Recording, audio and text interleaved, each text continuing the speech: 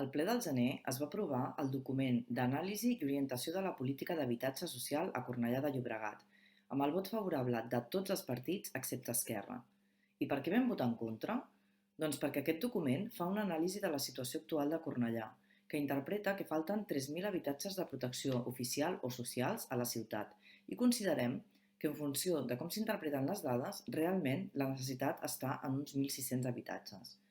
Aprovant aquest document, a més, s'està donant validesa a tots els projectes urbanístics previstos, inclús el Ribera Salines, que nosaltres no compartim.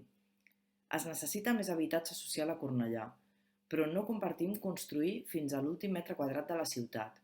Hem de trobar l'equilibri entre la necessitat d'habitatge, equipaments i zones verdes.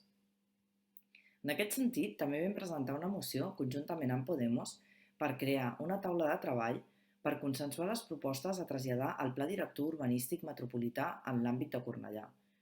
Un pla que determinarà l'ordenació del territori en les properes dècades. Però, com ja és habitual, el PSC va votar en contra, impedint la seva aprovació, negant així la participació de la resta de partits i de la ciutadania. Sí que es va aprovar, amb l'esmena de Comuns, la moció que vam presentar sobre la gestió de residus sanitaris del grup 3, xeringues i similars, que es generen als domicilis arrel de les malalties que requereixen medicaments injectables. Són moltes les tones de residus que es generen en aquest sentit i que acaben al contenidor del rebuig. La proposta era que es poguessin dipositar a la deixalleria, com es fa a altres municipis propers, però amb l'esmena s'estudiarà fer-ho sense assegurar-ho, ni tan sols s'assegura realitzar una campanya informativa. També es va aprovar una moció per demanar que es realitzi una llei d'habitatge i es reguli el mercat de lloguer en àmbit estatal. Vam presentar una esmena perquè també es respectin les lleis territorials, com la llei de mesures urgents en matèria de contenció de rendes en els contractes d'arrendament d'habitatge que es va aprovar a Catalunya i que ha estat pionera en aquest sentit, però no la van acceptar.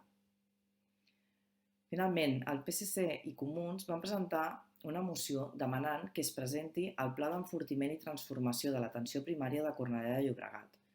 Moció que considerem que no pertocava i que es podia haver convocat un Consell de Salut específic per exposar la seva implementació.